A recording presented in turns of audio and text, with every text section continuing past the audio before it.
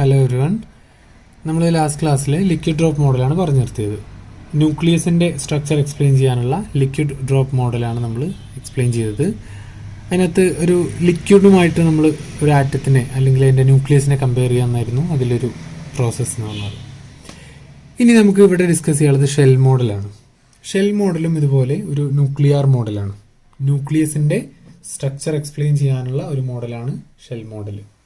അപ്പോൾ സ്വാഭാവികമായിട്ടും ആദ്യത്തെ ചോദ്യം വരുന്നത്, നിലവിൽ ലിക്വിഡ് ഡ്രോപ്പ് മോഡൽ എന്ന് പറഞ്ഞൊരു മോഡൽ ഉണ്ടായിക്കൊണ്ടിരിക്കെ എന്തിനാണ് പുതിയൊരു മോഡൽ ഷെൽ മോഡൽ എന്നുള്ളതാണ്. സ്വാഭാവികമായിട്ടുള്ള അതിന് മറുപടി ലിക്വിഡ് ഡ്രോപ്പ് മോഡലിനെ എക്സ്പ്ലെയിൻ ചെയ്യാത്ത എന്തെങ്കിലും ഒരു സംഭവം ഉണ്ടായിട്ടുണ്ടാവും. അത്തരത്തിൽ ലിക്വിഡ് ഡ്രോപ്പ് മോഡലിനെ എക്സ്പ്ലെയിൻ ചെയ്യാൻ കഴിയാതെ പോയൊരു സംഭവമാണ് മാജിക് നമ്പേഴ്സ്. ഓക്കെ, അപ്പോൾ ആദ്യം എന്താണ് മാജിക് നമ്പേഴ്സ് എന്ന് പറയാം. ഈ മാജിക് നമ്പേഴ്സിൻ്റെ എക്സിസ്റ്റൻസ് എക്സ്പ്ലെയിൻ ചെയ്യാൻ ലിക്വിഡ് ഡ്രോപ്പ് മോഡലിന് കഴിഞ്ഞില്ല, അതുകൊണ്ടാണ് ഷെൽ മോഡൽ വന്നത്. ഓക്കെ, ഈ എന്താണ് മാജിക് നമ്പേഴ്സ്? ഈ ന്യൂക്ലിയസിനകത്ത്, നമ്മുടെ ന്യൂക്ലിയസിനകത്ത് ഈ പറയപ്പെട്ട 2, 8, 20, 28, 50, 82 അല്ലെങ്കിൽ 128 ഇത്രയും എണ്ണം പ്രോട്ടോൺസോ അല്ലെങ്കിൽ ന്യൂട്രോൺസോ ഉണ്ടെങ്കിൽ അത്തരം ആളുകൾക്ക് ചില പ്രത്യേകതകൾ കാണാൻ സാധിച്ചു. ഓക്കെ, അപ്പം പല കുട്ടികളും എന്താണ് മാജിക് നമ്പേഴ്സ് എന്ന് ചോദിച്ചാൽ ഈ നമ്പറുകളുടെ എഴുതിയിട്ട് പറയും ദീസ് ആർ മാജിക് നമ്പേഴ്സ് എന്നുള്ളത്. അതിനൊരിക്കലും നിങ്ങൾക്ക് മാർക്ക് കിട്ടാൻ പോകുന്നില്ല. അപ്പോൾ എക്സ്പ്ലെയിൻ ചെയ്യണം എങ്ങനെ. നമ്മുടെ ന്യൂക്ലിയസിനകത്ത് നമ്മൾ ഓരോ ആറ്റോമിക് ന്യൂക്ലിയസിനെ എടുത്ത് നോക്കുകയാണെന്ന് വെച്ചാൽ അതിനകത്ത് ഈ നമ്പറുകളിൽ ഏതെങ്കിലും നമ്പറിലുള്ള പ്രോട്ടോൺസിൻ്റെ എണ്ണമോ ന്യൂട്രോൺസിൻ്റെ എണ്ണമോ കാണുന്നുണ്ടെങ്കിൽ അത്തരം ന്യൂക്ലിയസിന് ചില സ്പെഷ്യാലിറ്റീസ് കാണാൻ സാധിച്ചു. ഓക്കെ, എന്തൊക്കെയാണ് സ്പെഷ്യാലിറ്റീസ്? ഒന്ന് അവരുടെ സ്റ്റെബിലിറ്റിയാണ്. എന്താണ് സ്റ്റെബിലിറ്റി? ഈ നമ്പർ ഓഫ് പ്രോട്ടോൺസോ ന്യൂട്രോൺസോ ഉള്ള ന്യൂക്ലിയസുകൾ എക്സ്ട്രാ സ്റ്റേബിൾ ആണ്. Okay, they are found to be extra stable. Okay, if the nuclei have any of these number of neutrons or proton, they are found abundantly in nature. അവർ വളരെ abundant ആയിട്ട് കാണപ്പെടുന്നുണ്ട്. Abundant എന്ന് പറഞ്ഞാൽ ഒരുപാട് ഉണ്ടാവണമെങ്കിൽ എന്താണ് അതിൻ്റെ അർത്ഥം? they must be stable അല്ലേ? അതാണ് ഒരു ഒബ്സർവേഷൻ. ഓക്കെ, ഇനി രണ്ടാമതായിട്ട് അതിൽ കാണാൻ സാധിച്ചത് അവരുടെ ഇലക്ട്രിക് ക്വാഡ്രപ്പോൾ മൊമെൻ്റ് ആണ്. ഇലക്ട്രിക് ക്വാഡ്രപ്പോൾ മൊമെൻ്റ് ഈ മാജിക് നമ്പേഴ്സിൽപ്പെട്ട ഏതെങ്കിലും നമ്പർ ഓഫ് പ്രോട്ടോൺസോ ന്യൂട്രോൺസോ ഉള്ളവരുടെ ഇലക്ട്രിക് ക്വാഡ്രപ്പോൾ മൊമെൻ്റ് 0 ആണ്. ഓക്കെ, ഇനി എന്താണ് ഇലക്ട്രിക് ക്വാഡ്രപ്പോൾ മൊമെൻ്റ് എന്ന് പറഞ്ഞാൽ? It is the measure of how far the shape of a nucleus depart from sphericity. Okay, എന്നാ പറഞ്ഞത്? How much the nuclear charge distribution depart from sphericity എന്നും പറയാം. Okay, അതായത് ന്യൂക്ലിയസ് എന്ന് പറഞ്ഞാൽ ഒരുപാട് ചാർജ് പാർട്ടിക്കിൾസിൻ്റെ ഒരു ഇതാണ് അല്ലേ. ഇപ്പോൾ പ്രോട്ടോൺസ് ആണ് കാര്യമായിട്ട് അതിനകത്തിലെ ചാർജ് പാർട്ടിക്കിൾസ് അല്ലേ, പിന്നെന്തുണ്ട്? ന്യൂട്രോൺസ് ഉണ്ട് അല്ലേ. ഇവരെല്ലാം കൂടെ ഇവരുടെ ചാർജ് ഡിസ്ട്രിബ്യൂഷൻ ആണുള്ളത് അല്ലേ. ഇത്തരത്തിൽ ഡിസ്ട്രിബ്യൂട്ട് ചെയ്ത ആളുകളുടെ ഒരു ഷേപ്പ് സ്ഫെറിക്കൽ ഷേപ്പിൽ നിന്നും എത്രത്തോളം വ്യതിചലിക്കുന്നു എന്നുള്ളതിൻ്റെ മെഷർമെൻ്റ് ആണെന്ത്? ഇലക്ട്രിക് ക്വാഡ്രപ്പോൾ മൊമെൻ്റ് എന്ന് പറഞ്ഞാൽ. എന്താ പറഞ്ഞത്? A measure of how much the charge distribution of the nucleus depart from sphericity. അതായത് ഇത് കറക്റ്റ് സ്ഫിയർ ആണ് അല്ലേ എന്ന് പറഞ്ഞാൽ ഇത് ഏകദേശം കറക്റ്റ് സ്ഫിയർ അല്ലേ.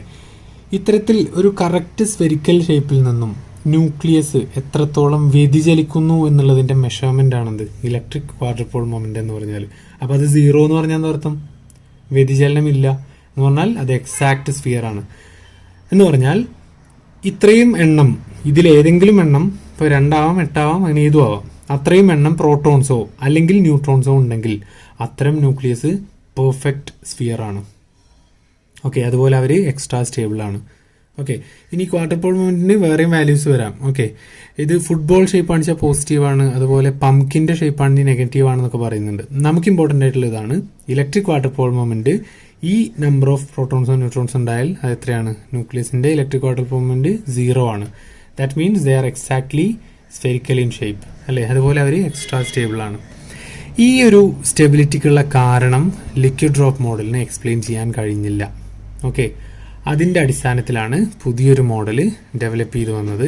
ആ മോഡലിനെയാണ് നമ്മൾ എന്ത് പറയുന്നത്, ഷെൽ മോഡൽ എന്ന് പറയുന്നത്. അപ്പോൾ മാജിക് നമ്പേഴ്സ് ക്ലിയർ ആണല്ലോ. ഈ നമ്പറാണ് മാജിക് നമ്പർ എന്ന് പറഞ്ഞാൽ മാർക്ക് കിട്ടില്ല. എന്ത് എഴുതാം, nuclei having these number of protons or neutrons are found to be extra stable and their observed electric quarter pole moment is found to be 0, showing that they are exact spherical in shape. Okay, these numbers are called magic numbers. Okay, അതിൻ്റെ എക്സ്പ്ലനേഷന് വേണ്ടിയിട്ടാണ് നമ്മൾ ഈ പറഞ്ഞ shell model introduce ചെയ്തത്. Okay, ഇനി നോക്കുക. ഇത് ശരിക്ക് നമ്മൾ നോക്കുകയാണെങ്കിൽ നമ്മുടെ ആറ്റോമിക് ഷെൽസ് നിങ്ങൾക്ക് ഓർമ്മല്ലേ? ഈ ഷെൽ മോഡൽ എന്ന് പറഞ്ഞ ഒരു പേര് തന്നെ വരുന്നത് ആറ്റംസിൻ്റെ ഷെല്ലിൽ നിന്നാണ്. ആറ്റംസിന് നമുക്കറിയാം, ആറ്റംസിനകത്ത് ഇലക്ട്രോൺസ് എങ്ങനെയാണ് ഷെല്ലുകളിലാണ് അവർ ഓക്യുപ്പൈ ചെയ്യുന്നത് അല്ലേ? എസ്, പി, ഡി, എഫ് എന്ന് പറഞ്ഞ സബ് ഷെല്ലുകളും കെ, എൽ, എം, എൻ എന്ന് പറഞ്ഞ ഷെല്ലുകളും ഉണ്ട് അല്ലേ? കെ, എൽ, എം, എൻ എന്ന് പറഞ്ഞിട്ട് എന്തുണ്ട്, ഷെല്ലുകളുണ്ട്. അതിന് സബ് ഷെൽസ് ആയിട്ട് എസ്, പി, ഡി, എഫ് അല്ലേ, അത്തരത്തിലുള്ള എന്തുണ്ട്, ഷെല്ലുകളുണ്ട് അല്ലേ? അപ്പം ആ ഒരു മോഡൽ നമ്മൾ നോക്കുകയാണെന്ന് വെച്ചാൽ നമ്മുടെ ഇനേർട്ട് ഗ്യാസസ് ഉണ്ടല്ലോ, ആരൊക്കെയാണത്? Helium, neon, argon, krypton, xenon, radon ഒക്കെ ഉണ്ടല്ലോ. ഇവരൊക്കെ എന്താണ്, എക്സ്ട്രാ സ്റ്റേബിൾ ആണ് അല്ലേ? എന്താ ഇവരുടെ സ്റ്റെബിലിറ്റിക്ക് കാരണം? അല്ലെങ്കിൽ ശരിക്കും പറഞ്ഞാൽ 2, 10, 18, 36, 54 അതുപോലെ 86 ഇതൊക്കെ ഇവരുടെ ആറ്റോമിക് നമ്പർ ആട്ടോ. ഹീലിയത്തിൻ്റെ 2 അല്ലേ? Neon 10, argon 18, krypton 36, xenon 54, radon 86 അല്ലേ? ഇവരുടെ പ്രത്യേകത എന്താണ്? ഇവരുടെ ഇലക്ട്രോണിക് കോൺഫിഗറേഷൻ നമ്മൾ നോക്കിക്കഴിഞ്ഞാൽ ഇവരുടെ ഔട്ടർ മോസ്റ്റ് ഷെല്ലിൽ 2 അല്ലെങ്കിൽ 8 എന്തുണ്ടാവും? ഇതൊക്കെ 8 അല്ലേ? 8 ഇലക്ട്രോൺസ് ഉണ്ടാവും അല്ലേ? ഇവരുടെയൊക്കെ ഈ നോബിൾ ഗ്യാസസ് എന്നാണ് അവർ പറയപ്പെടുക അല്ലേ? ഇവരുടെ ഔട്ടർ മോസ്റ്റ് ഷെല്ലിൽ ഒക്ടറ്റ് കംപ്ലീറ്റ് ആണ്, അല്ലെങ്കിൽ എന്താണ്, ഫിൽഡ് ആണ്. ഹീലിയത്തിൻ്റെ മാത്രം 2, അല്ലാത്തവരുടെയൊക്കെ ഔട്ടർ മോസ്റ്റ് ഷെല്ലിൽ എന്തുണ്ട്, 8 ഇലക്ട്രോൺസ് ഉണ്ട്. 8 ഇലക്ട്രോൺസ് എന്ന് പറഞ്ഞാൽ ഒക്ടറ്റ് കംപ്ലീറ്റ് ആയി, അവരെന്താണ്, എക്സ്ട്രാ സ്റ്റേബിൾ ആണ് അല്ലേ? ഈ ഒരു ഒബ്സർവേഷൻ നമ്മൾ കണ്ടെത്തിയിട്ടില്ലേ? ഇതുപോലെ ഇവിടെ ആരാളുള്ളത്? ഇതൊക്കെ എന്താണ്, ഇലക്ട്രോൺസ് ആണ് അല്ലേ? ഇതുപോലെ നമ്മുടെ ന്യൂക്ലിയോൺസ് എന്ന് പറയുന്നത്, ന്യൂക്ലിയോൺസ് ആരൊക്കെയാണ്? പ്രോട്ടോൺസും ന്യൂട്രോൺസും. അവരെന്താണ്, ഫെർമിയോൺസ് ആണ് അല്ലേ? അവർ ഫെർമിയോൺസ് ആണ്. അവരുടെ സ്പിൻ എന്താണ്, ഹാഫാണ് അല്ലേ? അതുകൊണ്ട് ഈ സ്പിൻ ഹാഫ് ആയിട്ടുള്ള ഫെർമിയോൺസും എന്ത് ചെയ്യുന്നുണ്ട്, അവരും ഇതുപോലെ പോളി എക്സ്ക്ലൂഷൻ പ്രിൻസിപ്പിൾ ഒബേ ചെയ്തുകൊണ്ട് ന്യൂക്ലിയർ ഷെല്ലുകളിൽ ഫില്ല് ചെയ്യപ്പെടുന്നുണ്ട്. എന്താ പറഞ്ഞത്, ഇവർ ഇലക്ട്രോണിക് ഷെല്ലുകളിൽ അല്ലേ, ന്യൂക്ലിയസിന് ചുറ്റുമുള്ള ഇലക്ട്രോണിക് ഷെല്ലുകളിലും സബ് ഷെല്ലുകളിലും ഫില്ലാവുന്നുണ്ട് അല്ലേ?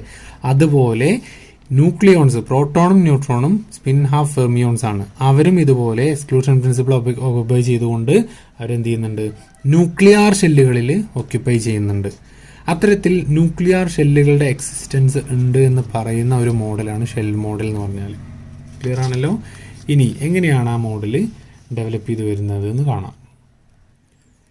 1949 2 സയൻറ്റിസ്റ്റ് എന്ത് ചെയ്തു, ഇത്തരത്തിൽ ഒരു സ്റ്റെബിലിറ്റി, മാജിക് നമ്പേഴ്സിൻ്റെ സ്റ്റെബിലിറ്റി എക്സ്പ്ലെയിൻ ചെയ്യണമെങ്കിൽ നമ്മൾ ഈ ഒരു മോഡലിനകത്ത് സ്പിൻ ഓർബിറ്റ് ഇൻ്ററാക്ഷൻ, എന്താണ് സ്പിൻ ഓർബിറ്റ് ഇൻ്ററാക്ഷൻ എന്നൊരു കോൺസെപ്റ്റ് ഇൻക്ലൂഡ് ചെയ്യണം എന്നുള്ളത് പറഞ്ഞു. ഓക്കെ, സ്പിൻ ഓർബിറ്റ് ഇൻ്ററാക്ഷൻ നമ്മൾ ഇൻക്ലൂഡ് ചെയ്യണം. എന്താണ് സ്പിൻ ഓർബിറ്റ് ഇൻ്ററാക്ഷൻ എന്ന് പറഞ്ഞാൽ, ഒരു ന്യൂക്ലിയസിനകത്തുള്ള ന്യൂക്ലിയോണെ സംബന്ധിച്ച് അതിപ്പോൾ ഇനി പുറത്തുള്ള ഇലക്ട്രോൺ ആയാലും ന്യൂട്രോൺ ആയാലും പ്രോട്ടോൺ ആയാലും ഇവരൊക്കെ ഫെർമിയോൺസ് ആണ്. ഈ ഒരു പർട്ടിക്കുലർ പാർട്ടിക്കിളിനെ സംബന്ധിച്ച് ഇതിന് 2 തരം മോഷൻ ഉണ്ട് അല്ലേ? 2 തരം മോഷൻ ഉണ്ട്. ഇപ്പോൾ ഇത് എന്താണ്, ന്യൂട്രോൺ ആണെന്ന് കരുതുക അല്ലേ? ന്യൂട്രോൺ എന്ന് പറഞ്ഞാൽ അതിനകത്ത് വേറെ ഒരുപാട് എന്തുണ്ട്, ന്യൂട്രോണുകളുണ്ട്, അതുപോലെ പ്രോട്ടോണുകളുണ്ട് ന്യൂക്ലിയസിനകത്ത് അല്ലേ? ഇതാണ് എന്ത്, ഇവരെ ന്യൂക്ലിയസ് എന്ന് കരുതുക. ഇതിനകത്ത് ഈ ഒരു നമ്മുടെ ന്യൂട്രോണിനെ കൺസിഡർ ചെയ്യാം അല്ലേ? ഇതിന് 2 തരം മോഷൻ ഉണ്ട്. ഒന്ന്, ഇതിനകത്ത് ഒരുപാട് എന്തുണ്ട്, പ്രോട്ടോണുകളും ന്യൂട്രോണും വേറെ ഉണ്ട് അല്ലേ? ഒരുപാട് പ്രോട്ടോണും ന്യൂട്രോണും വേറെ ഉണ്ട്. ഇതിന് 2 തരം മോഷൻ ഉണ്ട്. ഒന്ന് with respect to their centre of mass അല്ലേ? ഏതുപോലെ, ഞാൻ ആദ്യം ഇതിൻ്റെ മോഡൽ പറയാം. ഇത് ന്യൂക്ലിയസ് ആണ്. ഇതിന് ചുറ്റും ആരുന്നുണ്ട്, ഇലക്ട്രോണുകൾ റിവോൾവ് ചെയ്യുന്നുണ്ട്. ഈ ഇലക്ട്രോണിന് 2 തരം മോഷൻ ഇല്ലേ? ഒന്ന് എറൗണ്ട് ദ ന്യൂക്ലിയസ് അല്ലേ, ന്യൂക്ലിയസിന് ചുറ്റും റിവോൾവ് ചെയ്യുന്നു. പിന്നെയോ ഇൻ ഇറ്റ്സ് ഓൺ ആക്സിസ്, ചുറ്റും തിരിയുന്നതിന് നമ്മൾ എന്ത് പറയും? ഓർബിറ്റൽ മോഷൻ എന്ന് പറയും. എന്താ പറയുക? ഓർബിറ്റൽ മോഷൻ എന്ന് പറയും. സ്വന്തം ആക്സിസിൽ the motion about it's on axis is called spin motion അല്ലേ. അത്തരത്തിൽ 2 മോഷൻ ഈ പാർട്ടിക്കിളിനുണ്ട്. അതുപോലെ തന്നെയാണ് ഇവിടെയും സംഭവിക്കുന്നത് അല്ലേ. എന്താ സംഭവിക്കുക? ഇത് ന്യൂക്ലിയസ് ആണ്. ന്യൂക്ലിയസിനകത്ത് ന്യൂക്ലിയോൺസ് ഉണ്ട്, പ്രോട്ടോൺസും ന്യൂട്രോൺസും ഉണ്ട്. അവരുടെ ഒരു കോമൺ സെന്റർ ഓഫ് മാസ് ഉണ്ട് അല്ലേ. Imaginary point where the total mass of the system is concentrated. അതാണ് സെന്റർ ഓഫ് മാസ്. അതിനെ റെസ്പെക്ട് ചെയ്തുകൊണ്ട് ബാക്കി എല്ലാ ന്യൂക്ലിയോൺസും എന്ത് ചെയ്യുന്നുണ്ട്? റിവോൾവ് ചെയ്യുന്നുണ്ട്. അതിനെ നമുക്ക് ഇപ്പോൾ ഇതിന്റെ കോമൺ സെന്റർ ഓഫ് മാസ് ഇതാന്നിരുതാ, ആ പോയിന്റിനെ ആസ്പദമാക്കി ഇവർ റൊട്ടേറ്റ് ചെയ്യുന്നുണ്ട്. അതിനെ നമുക്ക് എന്താ പറയാം? ഓർബിറ്റൽ മോഷൻ എന്ന് പറയാം അല്ലേ. അതുമായിട്ട് അസോസിയേറ്റ് ചെയ്തുകൊണ്ട് ഒരു ഓർബിറ്റൽ ക്വാണ്ടം നമ്പർ ഉണ്ട് അല്ലേ. ഓർബിറ്റൽ ക്വാണ്ടം നമ്പർ ഉണ്ട് അല്ലേ. അതിന് നമ്മൾ എൽ എന്ന് പറയും അല്ലേ. അതുപോലെ ഈ ഒരു ന്യൂട്രോണിന് എന്തുണ്ട്? ഇറ്റ്സ് ഓൺ ആക്സിസിൽ ഒരു റൊട്ടേഷൻ ഉണ്ട് അല്ലേ, അബൌട്ട് ഇറ്റ്സ് ഓൺ ആക്സിസ്. അതിന് നമ്മൾ എന്ത് പറയും? സ്പിൻ മോഷൻ എന്ന് പറയും. അതിന് കറസ്പോണ്ടിങ് ആയിട്ട് ഒരു സ്പിൻ ക്വാണ്ടം നമ്പറും ഉണ്ട്. ക്ലിയർ ആണല്ലോ? ഏതുപോലെ? നമ്മുടെ ഇലക്ട്രോണിൻ്റെ അതേപോലെ ഇവർക്കും എന്തുണ്ട്? സ്പിൻ മോഷനും ഓർബിറ്റൽ മോഷനും ഉണ്ട്. ഈ സ്പിൻ മോഷൻ കാരണമുള്ള സ്പിന്നും ഓർബിറ്റൽ മോഷൻ കാരണമുള്ള ഓർബിറ്റൽ ക്വാണ്ടം നമ്പറും തമ്മിൽ ഒരു ഇൻട്രാക്ഷൻ ഉണ്ടാവും. അതിനെയാണ് സ്പിൻ ഓർബിറ്റ് ഇൻട്രാക്ഷൻ എന്ന് പറയാം. മനസ്സിലായോ? എങ്ങനെയാ പറഞ്ഞത്? ഒരാളുടെ സ്പിൻ മോഷൻ കാരണമുള്ള സ്പിൻ ക്വാണ്ടം നമ്പറും ഓർബിറ്റൽ മോഷൻ കാരണമുള്ള ഓർബിറ്റൽ ക്വാണ്ടം നമ്പറും തമ്മിൽ ഒരു ഇൻട്രാക്ഷൻ ഉണ്ട് അല്ലേ. ഇനി എന്താണ് ആ ഇൻട്രാക്ഷൻ ഉണ്ടാകുന്ന കാരണം? നമുക്കറിയാം ഇലക്ട്രോൺ ഇങ്ങനെ റിവോൾവ് ചെയ്താൽ it will act as A current loop എന്ന് നമുക്കറിയാം അല്ലേ. ഇലക്ട്രോൺ എന്ന് പറയുന്നത് ഒരു ചാർജ് പാർട്ടിക്കിളാണ്. അതിങ്ങനെ റൊട്ടേറ്റ് ചെയ്താൽ it can be considered as A current loop carrying current ആയി. അതുകൊണ്ട് ഒരു current carrying loop will act as A magnet അല്ലേ. അതിനൊരു മാഗ്നറ്റിക് ഫീൽഡ് ബി ഉണ്ട്. ഓക്കെ ആണല്ലോ. ഇനി ഇതേ ഇലക്ട്രോൺ എന്ത് ചെയ്യുന്നുണ്ട്? സ്പിൻ മോഷൻ അണ്ടർഗോ ചെയ്യുന്നുണ്ട്. ആ സ്പിൻ മോഷൻ കാരണം എന്തുണ്ട്? അതിനൊരു കറണ്ട് ഉണ്ട് അല്ലേ. അതൊരു ചാർജ് പാർട്ടിക്കിൾ കറങ്ങല്ലേ, അതിനൊരു കറണ്ട് ആയി. അതിനൊരു ഫീൽഡ് ഉണ്ട് ബി അല്ലേ.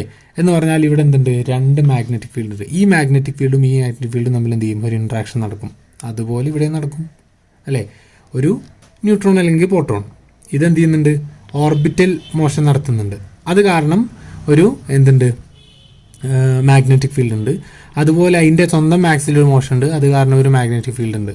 ഈ 2 മാഗ്നറ്റിക് ഫീൽഡും തമ്മിൽ എന്ത് ചെയ്യും? ഒരു ഇൻട്രാക്ഷൻ നടക്കും. ആ ഇൻട്രാക്ഷനെയാണ് സ്പിൻ ഓർബിറ്റ് ഇൻട്രാക്ഷൻ എന്ന് പറയാം. ഓക്കെ ആണല്ലോ.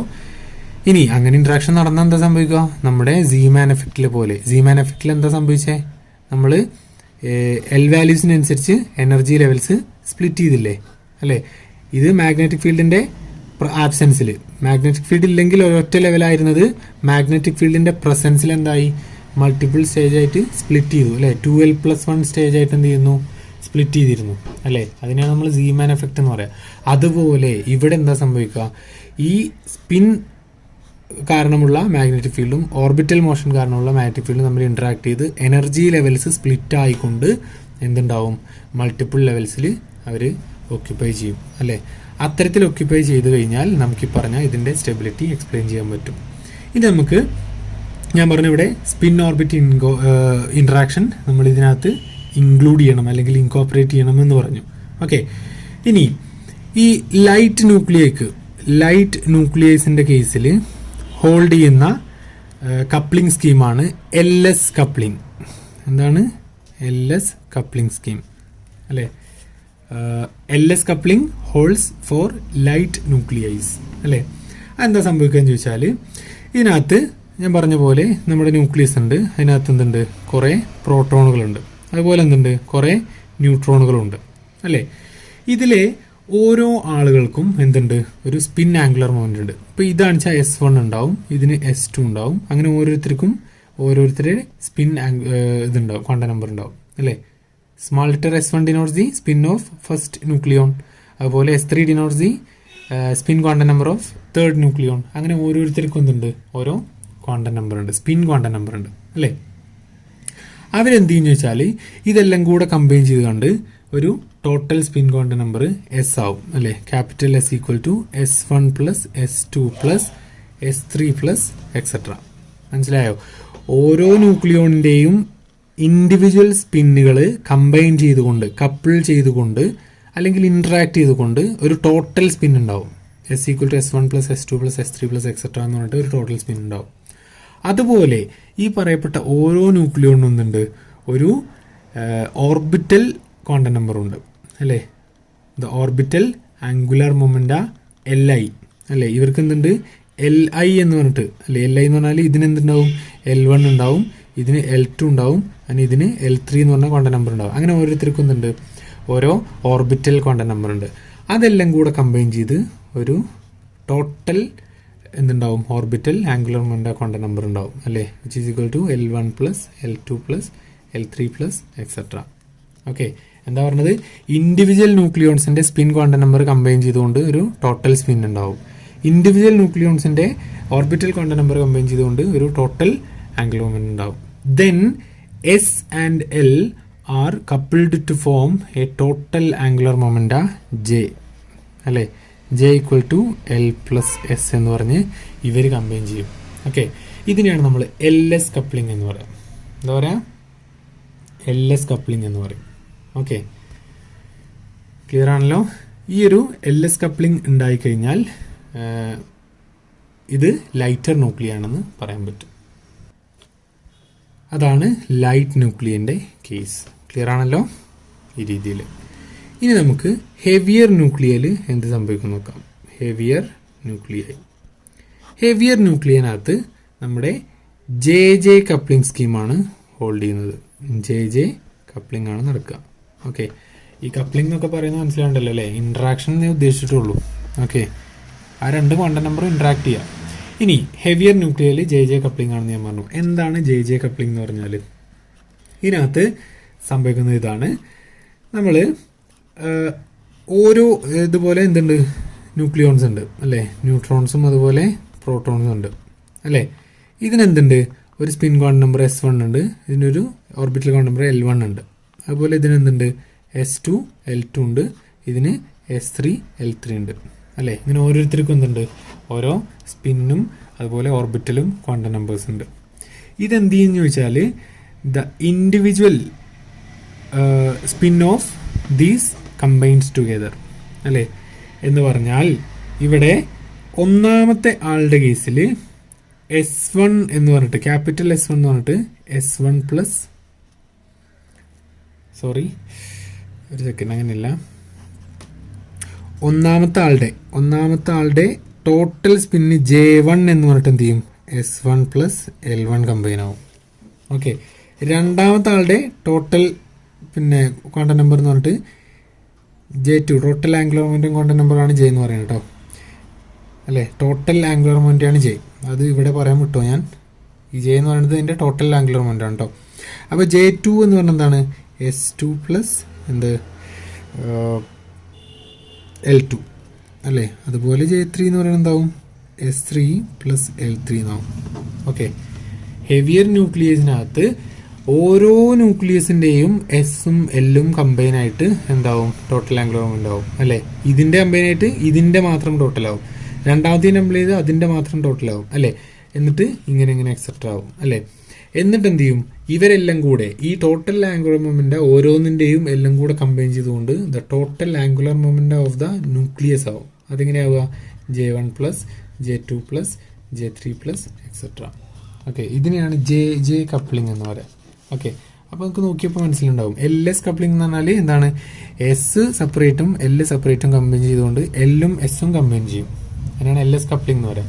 JJ കപ്ലിംഗ് എന്ന് പറഞ്ഞാലോ ഓരോരുത്തരുടെയും എസും എല്ലും കമ്പൈൻ ചെയ്ത് J1 ആവും. എന്നിട്ട് ആ J1കൾ മൊത്തം കമ്പൈൻ ആവും. അപ്പോൾ J1 കമ്പൈൻ ചെയ്താൽ എന്താവും, JJ കപ്ലിംഗ് ആവും. ഓക്കെ, ഇതാണ് ഹെവിയർ ന്യൂക്ലിയസിൽ ഉണ്ടാവുന്നത്.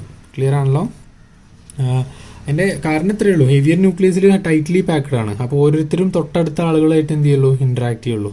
ഇവിടെ ചെറുതായതുകൊണ്ട് എല്ലാവരും തമ്മിലൊരു ബന്ധം ഉണ്ടാവും അല്ലേ. നമ്മുടെ ഒരു പിന്നെ സോഷ്യൽ ലൈഫായിട്ട് നമുക്ക് ബന്ധപ്പെടുത്താൻ പറ്റും അല്ലേ. ചെറിയൊരു ഏരിയ ആണെങ്കിൽ അവിടുത്തെ എല്ലാ കുടുംബങ്ങളും തമ്മിൽ അറിയാം. അതുപോലെ വലിയ കുടുംബം വെച്ചാൽ ടൗണൊക്കെ വെച്ചാൽ ഡെൻസിറ്റി കൂടുതലാണെന്ന് വെച്ചാൽ അയൽവാസികളൊന്നും അധികം അറിയില്ല അല്ലേ. അത് കുറച്ച് ദൂരമുള്ളവരെ അറിയില്ല, തൊട്ടയലത്തുള്ളവരെ മാത്രമേ അറിയുള്ളൂ. അങ്ങനെ ഒരു പിന്നെ മെമ്മറി ടെക്നിക്കും ഇവിടെ ഉപയോഗിക്കാവുന്നതാണ്. ക്ലിയർ ആണല്ലോ. അപ്പോൾ അതാണെന്ത് JJ കപ്ലിംഗ് എന്ന് പറയുന്നത്. ഇനി ഈ രീതിയിൽ നമ്മൾ ഇതിനെ ഉണ്ടാക്കി കഴിഞ്ഞാൽ ഇതിൻ്റെ nuclear energy levels 2J+1 values ആയിട്ട് സ്പ്ലിറ്റ് ചെയ്യും. ഏതുപോലെ നമ്മുടെ ആറ്റത്തിനകത്ത് 2L+1 ആയിട്ട് സ്പ്ലിറ്റ് ചെയ്തില്ലേ ഇലക്ട്രോൺസിൻ്റെ ലെവലിനകത്ത്, അതുപോലെ ഇവിടെ സ്പ്ലിറ്റ് ചെയ്യും. ഓക്കെ, അപ്പം എന്താ സംഭവിക്കുക, ഇവിടെ ഒരു ജെ അല്ലേ, അതുപോലെ ഇവിടെ ഒരു ജെ അല്ലേ. ഈ ജെ എന്ന് പറഞ്ഞ ടോട്ടൽ ആംഗുലർ മൊമെൻറ്റം കാരണം അല്ലെങ്കിൽ അവരുടെ ഇൻട്രാക്ഷൻ കാരണം ഒരു ലെവല്, ഇതിപ്പോൾ ഇതിൻ്റെ ക്വാണ്ടം നമ്പർ ചെയ്യാന്ന് എഴുതുക, ഈ ലെവല് വീണ്ടും എന്തായിട്ട് സ്പ്ലിറ്റ് ചെയ്യും, 2J+1 ലെവൽസ് ആയിട്ട് സ്പ്ലിറ്റ് ചെയ്യും. ഇപ്പോൾ എക്സാമ്പിൾ J = 3 ആണെന്ന് എഴുതുക. J = 3 ആണെന്ന് എന്താവും, 2J എന്ന് പറഞ്ഞാൽ 6+1 7 സ്റ്റേറ്റ് ആയിട്ട് ഇത് എന്ത് ചെയ്യും, സ്പ്ലിറ്റ് ചെയ്യും അല്ലേ. അങ്ങനെ സ്പ്ലിറ്റ് ചെയ്ത് കഴിഞ്ഞിട്ട് അതിനകത്ത് ഈ പറഞ്ഞ ന്യൂക്ലിയോൺസിനെ ഒക്യുപ്പൈ ചെയ്തിട്ട് എന്ത് ചെയ്യണം, നമ്മൾ ഈ പറഞ്ഞ മോഡൽ ഉണ്ടാക്കണം. ഓക്കെ, അതാണ് ഇവിടെ കാണിച്ചിട്ടുള്ളത്. ഇത് നിങ്ങൾക്ക് ഒറ്റ നോട്ടത്തിൽ മനസ്സിലായിക്കോണമെന്നില്ല. നോക്കാം. ഇത് നമ്മുടെ അഫ്ബോ പ്രിൻസിപ്പിൾ ഉപയോഗിച്ച് ചെയ്തുകൊണ്ടുള്ള പിന്നെ നമ്മുടെ എനർജിക്ക് അനുസരിച്ചിട്ടുള്ള ഷെല്ലുകളുടെ sub ഷെല്ലുകളുടെ അറേഞ്ച്മെൻറ്റാണ്. S, P, D, F എന്നൊക്കെ പറഞ്ഞിട്ട് അങ്ങനെ പോകുന്നുണ്ട്. ഓക്കെ, ഇത് 1s ആണ്, ഇത് 2p ആണ്, ഇത് 3d ആണ്, 2s ആണ്, 4f ആണ്, അങ്ങനെ കൊടുത്തിട്ടുണ്ട്.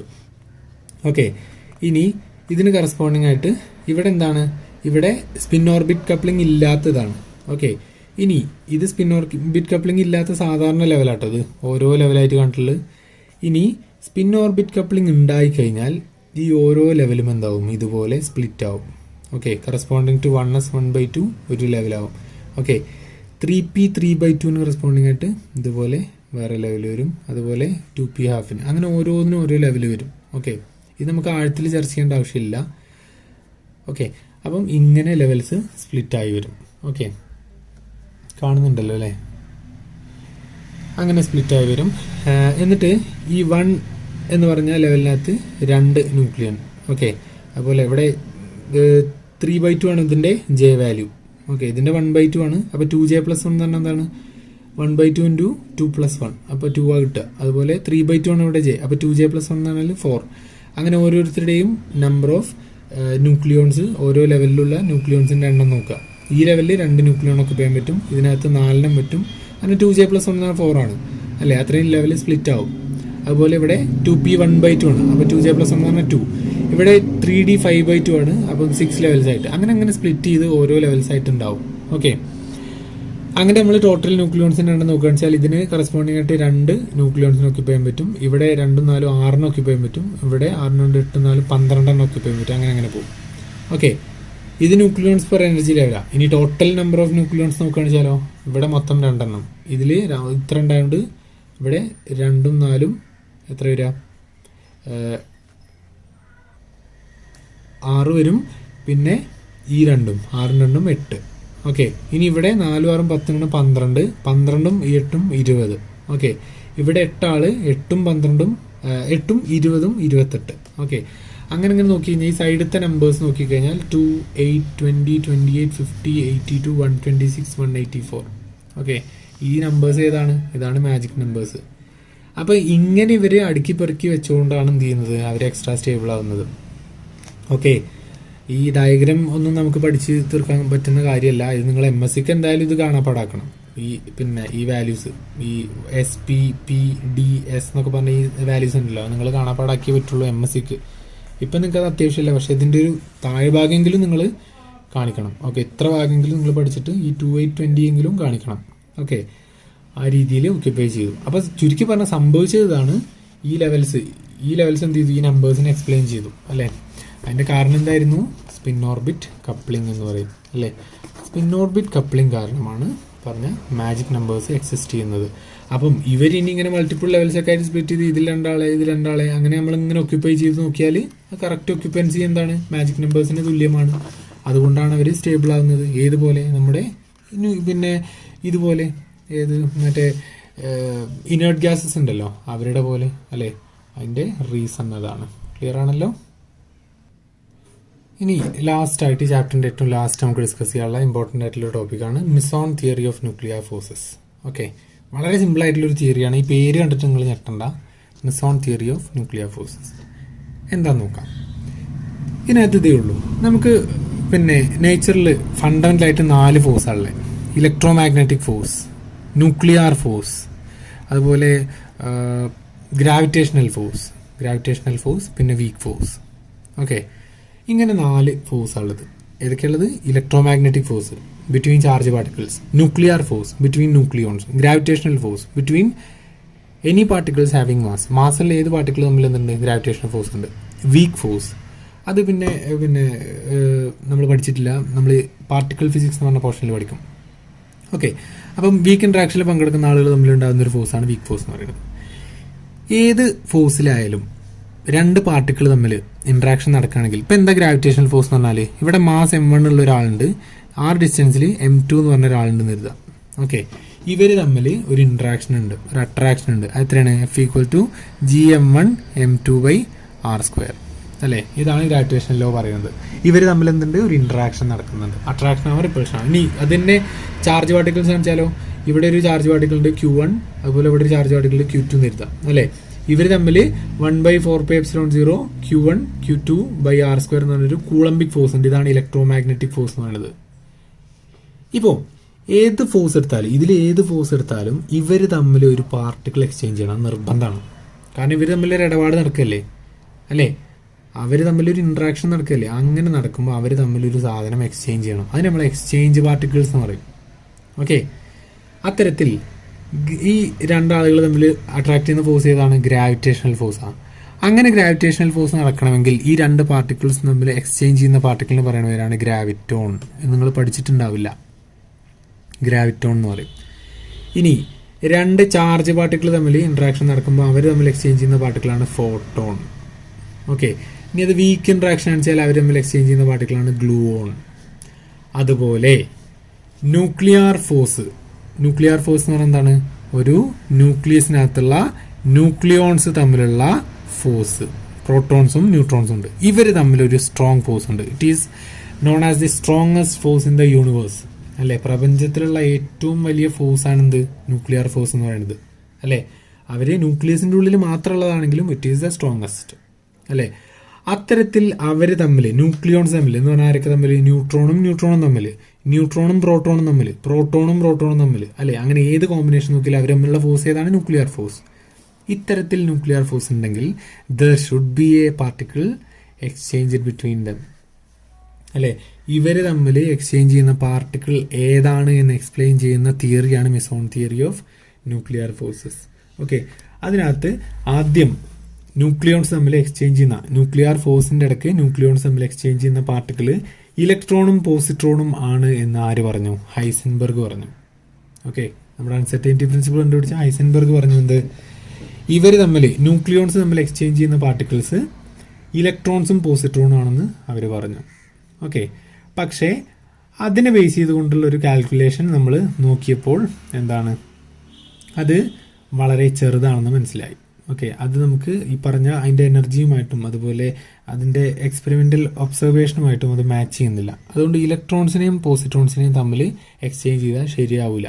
അപ്പോൾ ഹൈസൻബർഗിൻ്റെ പ്രൊപ്പോസൽ അവിടെ പിന്നെ ഇല്ലാതായിപ്പോയി. ഓക്കെ, ഇലക്ട്രോൺസിനെയും, അതിപ്പം ഈ ഒരു ന്യൂട്രോണും തമ്മിൽ എന്തുണ്ട്? ഒരു അട്രാക്ഷൻ ഉണ്ട്. സ്ട്രോങ് ഫോഴ്സ് ആണ്, അട്രാക്ഷൻ ഉണ്ട്. അതുപോലെ ഈ ഒരു പ്രോട്ടോണും ഈ ഒരു ന്യൂട്രോണും തമ്മിലൊരു അട്രാക്ഷൻ ഉണ്ട്, അതും സ്ട്രോങ് ഫോഴ്സാണ്. അങ്ങനെ ഒരു അട്രാക്ഷൻ ഉണ്ടാവണമെങ്കിൽ അവർ തമ്മിൽ എന്തെങ്കിലും ഒരു പാർട്ടിക്കിളിനെ എക്സ്ചേഞ്ച് ചെയ്യണം. ആ പാർട്ടിക്കിൾ പോസിട്രോണോ അല്ലെങ്കിൽ ഇലക്ട്രോണോ ആണെന്ന് ഹൈസൻബർഗ് പറഞ്ഞു. പക്ഷേ അതിൻ്റെ തിയററ്റിക്കൽ കാൽക്കുലേഷൻസ് ശരിയായില്ല. അതിനുശേഷം ഒരു ജാപ്പനീസ് ഫിസിസിസ്റ്റ് യുക്കാവ എന്ന് പറഞ്ഞൊരാൾ പ്രൊപ്പോസ് ചെയ്തു എന്ത്? Particle intermediate in mass between electron and proton. ഇലക്ട്രോണിൻ്റെ മാസ് me, ഇലക്ട്രോണിൻ്റെയും പ്രോട്ടോണിൻ്റെയും മാസിൻ്റെ ഇടക്കുള്ള ഒരു പാർട്ടിക്കിൾ. അല്ലേ? ഇടക്ക് മാസുള്ള ഒരു പാർട്ടിക്കിൾ, ഇതിൻ്റെ രണ്ടിൻ്റെയും നടുവിൽ മാസുള്ള ഒരു പാർട്ടിക്കിളാണ് ഈ ന്യൂക്ലിയോൺസ് തമ്മിൽ എക്സ്ചേഞ്ച് ചെയ്യുന്നത് എന്ന് ആര് പ്രൊപ്പോസ് ചെയ്തു?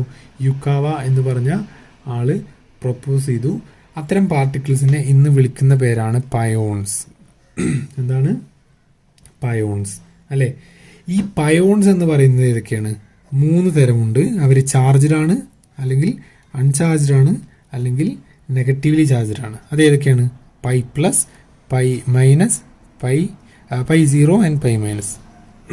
ഓക്കെ, എന്താ പറഞ്ഞത്? ഈ ന്യൂക്ലിയോണുകൾ തമ്മിൽ ഇന്ററാക്ട് ചെയ്യുമ്പം അവർ തമ്മിൽ എക്സ്ചേഞ്ച് ചെയ്യുന്ന പാർട്ടിക്കിൾസ് അതാണ് പയോൺസ് അല്ലെ. ഈ പയോൺസിൽ ആരൊക്കെ വരും? Pi plus, pi zero, pi minus അല്ലെ. They may be charged or uncharged അല്ലെ ഇനി ഇവര് എലമെന്ററി പാർട്ടിക്കിൾസ് നമ്മൾ പഠിച്ചിട്ടില്ല. ആ പാർട്ടിക്കിൾസിനകത്ത് മിസോൺസ് എന്ന് പറഞ്ഞൊരു കാറ്റഗറിയിൽ വരുന്ന ആളുകളാണ്. ഓക്കെ, പയോൺസ് ആർ മിസോൺസ് അല്ലേ. മിസോൺസ് എന്ന് പറഞ്ഞാൽ എന്താണ്? അവർ സ്പിൻ സീറോ ആയിട്ടുള്ള പാർട്ടിക്കിൾസ് ആണ് അല്ലേ. സ്പിൻ സീറോ ആയിട്ടുള്ള പാർട്ടിക്കിൾസിനെ പറയുന്നവരാണ് മിസോൺസ്. ഓക്കെ, ആ മിസോൺസിൽ പെട്ട ഒരു ഫാമിലിയാണ് പയോൺ ഫാമിലി. ആ പയോൺ ഫാമിലിക്കകത്ത് 3 പേരുണ്ട്. ആരൊക്കെയാണ്? Pi plus, pi zero, pi minus. അതുകൊണ്ട് യുക്കാവ പ്രപ്പോസ് ചെയ്തു സ്ട്രോങ് ഫോഴ്സിൻ്റെ ഇടയ്ക്ക് എക്സ്ചേഞ്ച് ചെയ്യുന്ന പാർട്ടിക്കിൾസ് ഈ പറഞ്ഞ പയോൺസ് ആണെന്ന്. ഓക്കെ, അത് പിന്നീട് എന്ത് ചെയ്തു? പ്രൂവ് ചെയ്യുകയും ചെയ്തു. ഓക്കെ, അത് പയോൺസ് ആണെന്നുള്ളത് പിന്നീട് പ്രൂവ് ചെയ്യുകയും ചെയ്തു. ഇനി ഇത്തരത്തിലുള്ള ഈ ഇതിനാണ് മിസോൺ തിയറി എന്ന് പറയാം കേട്ടോ.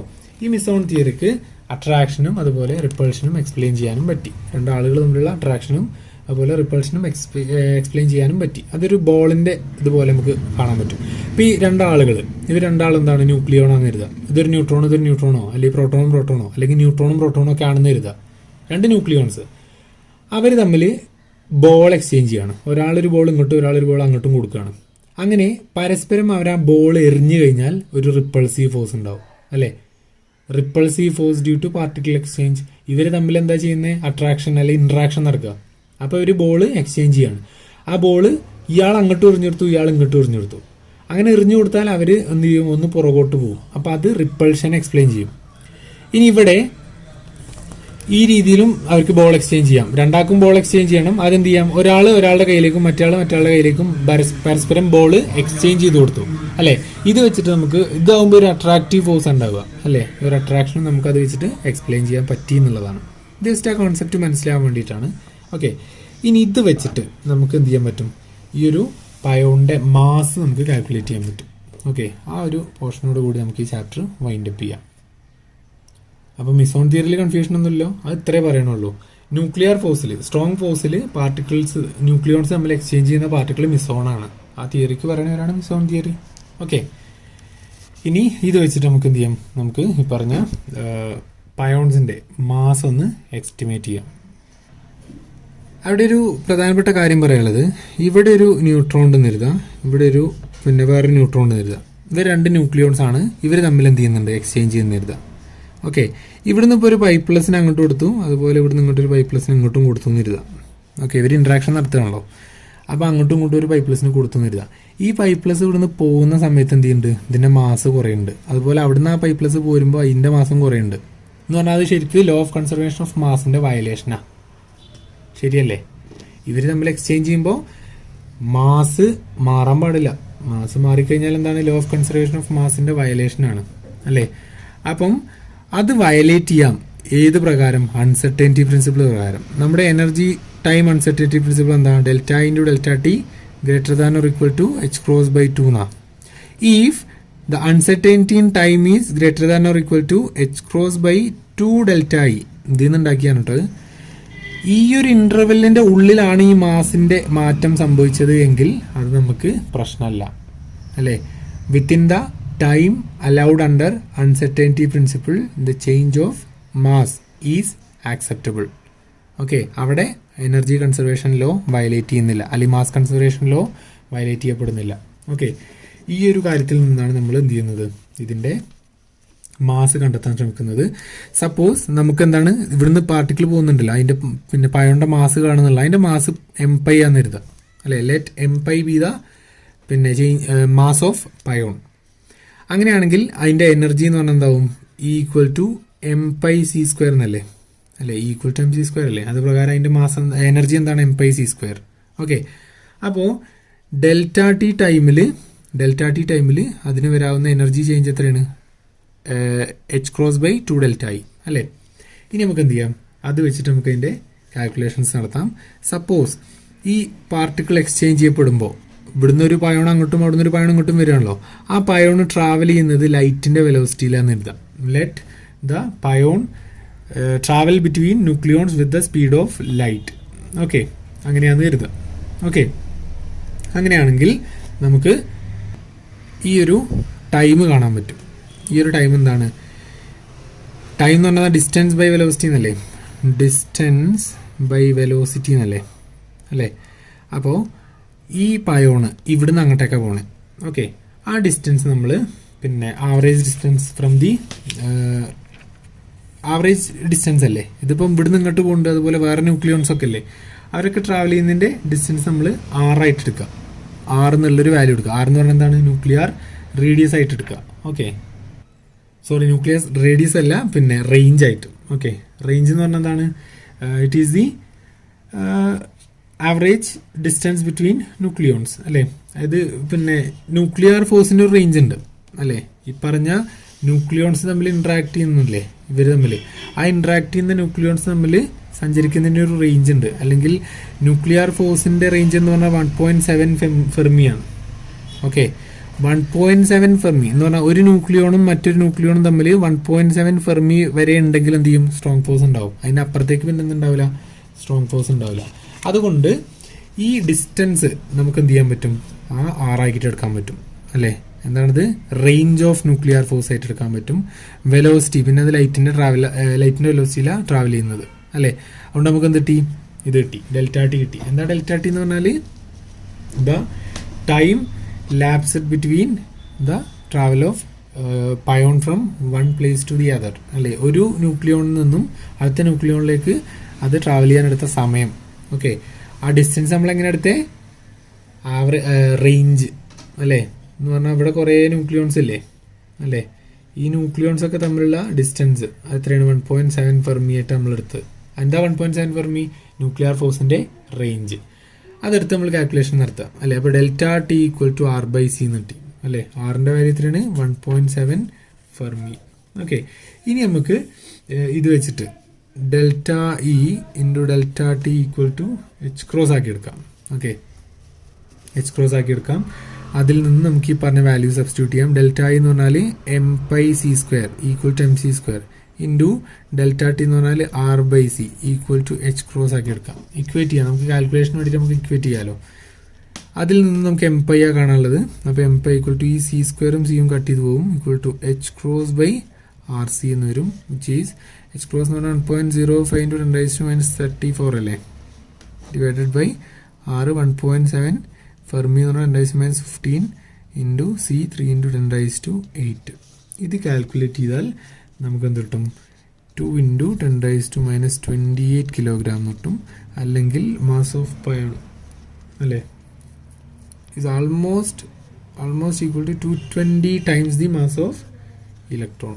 ഇലക്ട്രോണിനെക്കാളും ഒരു 220 ടൈംസ് മാസ് കൂടുതലാണ് ആർക്ക്? പയോണിന്. നമ്മൾ ജസ്റ്റ് കാൽക്കുലേറ്റ് ചെയ്താൽ മതി. ഓക്കെ, അപ്പം ഇതാണ് എന്ത്? പയോണിൻ്റെ മാസ് മിസോൺ തിയറി വെച്ചിട്ട് എസ്റ്റിമേറ്റ് ചെയ്യാനുള്ള ഒരു മെത്തേഡ് എന്ന് പറഞ്ഞാൽ. ക്ലിയർ ആണല്ലോ? ഇപ്പോൾ പറഞ്ഞ പോലെ തന്നെ ആയി. ഇലക്ട്രോണിൻ്റെ മാസിൻ്റെയും പ്രോട്ടോണിൻ്റെ മാസ് എത്രയാണ്? 1836 ടൈംസ് മാസ് ഓഫ് ഇലക്ട്രോൺ അല്ലേ. ഇതിൻ്റെ രണ്ടിൻ്റെ ഇടയിലാണ് പയോണിൻ്റെ മാസ് എന്നല്ലേ പറഞ്ഞത്. അപ്പം ഇത്രയുമാണ് നമ്മുടെ ഈ ചാപ്റ്റർ. ഓക്കെ, ബാക്കി ചാപ്റ്റേഴ്സ് നമുക്ക് അടുത്ത ക്ലാസ്സുകളിൽ പറയാം. Thank you all.